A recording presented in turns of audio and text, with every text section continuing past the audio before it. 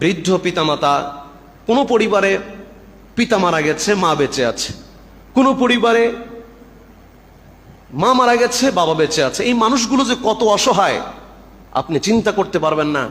এই মানুষগুলো যে কত বড় অসহায়, সন্তানের কাছে বাড়ির কাজের লোকের সম্মান এই মা বাবার নেই আজকে বর্তমান এই প্রেক্ষাপটে। বহু পরিবারে এরকম লক্ষণীয়।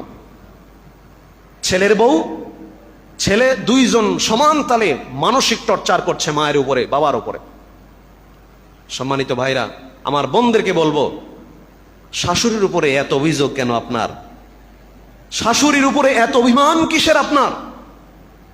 রেডিমেড স্বামী পেয়েছেন, স্বামী কোথা থেকে পেলেন? আসমান থেকে নাজিল হলো?